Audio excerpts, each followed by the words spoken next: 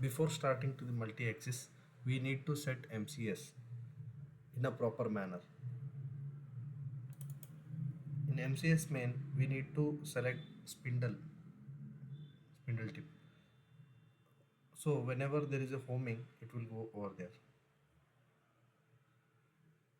In purpose, we need to keep main fixture offset as 0.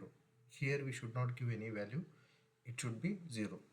Suppose if we keep 0, then in Fanuc controller output will come G53. And we need to mention clearance plane.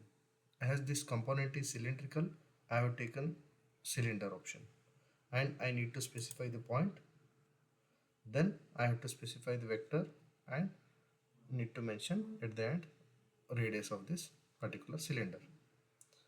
You can see the preview of the clearance plane which is created. Here not only cylinder, there are multiple options are there. Like until now you have kept use inherit. So inherit, what it will do, whenever you inherit, it will take the clearance axis which software fields. None if you keep, then it will not take any clearance. If you keep automatic plane, then you need to specify the clearance distance. So whatever the component is there, from that peak point, it will take this clearance distance. Like that, there are some other options are there. You can specify your own plane, you can specify point, you can take bounding cylinder, you can take sphere, you can take bounding box, depending on your need. So in this case, I am going for this cylinder. And one more important thing is, whenever you are doing multi-axis, always keep this all axis instead of keeping only Z axis. Once MCS main is done, then go for workpiece. Here you need to specify the part, need to specify blank. Specify blank is nothing but the raw material. You always keep a best practice of specifying a fixture or a jig or any clamping assembly. Why I am telling you to specify? Sometimes if you won't specify any check, then what happens? Software feels like component or raw material is held on magnetic bed and it will try to generate up to the bottom. There might be chances your spindle will touch the fixture or any clamping material. To be safer side, you should specify check. After specifying all these, go for add one more local MCS. Here I have renamed it as MCS G54. Otherwise you can rename according to your concern. Here in main we have taken purpose as local and spatial output as fixture offset and fixture offset as 1. If you keep spatial output fixture offset and specify 1, this means 1 is nothing but G54. If you keep 2, then it will be G55. Fixture offset as 3, then it will be G56. So whatever the output comes, that will come with respect to this MCS, machine coordinate system. And clearance option you keep use inherit and always tool axis as all axes. Sometime you need to specify a vector to make some positional program. That time uh, you can specify any line or you can take one more MCS and make it as rotary. Here you can see MCS main, here purpose as local, specify output as coordinate system rotation, and I have specified this vector for this particular pocket.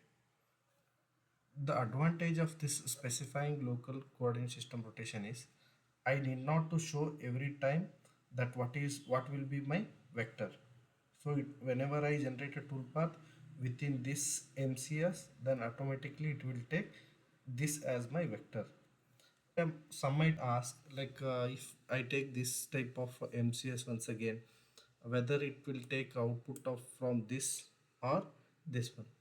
always you keep in mind this special output fixture offset wherever you keep with respect to that it will take output as it is there in the child of G54, so it will take output from this G54. So sometime if you want to make it as G55 its own, then again you have to keep fixture offset, then select 2, then it will be taken as G55. Here you might see we have generated some of the operations.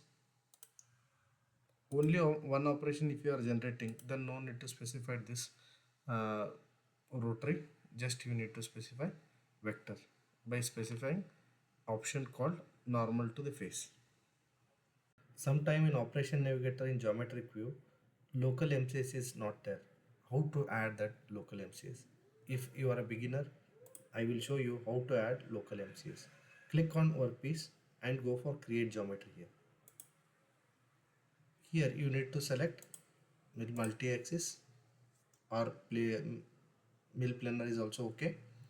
MCS you need to take it okay, and after here you have to take local and make it fixture offset and 1 and specify the specific location where you want to keep this local fixture offset. So once you add this, you can see along with that workpiece is coming. This you need to remove by deleting. If you want to identify this MCS, for that you can rename for your better understanding. Make G54, 55 according to your need. After that, if sometime you want to do positional programming, that time you want that coordinate system rotation, that also you have to add like create geometry MCS.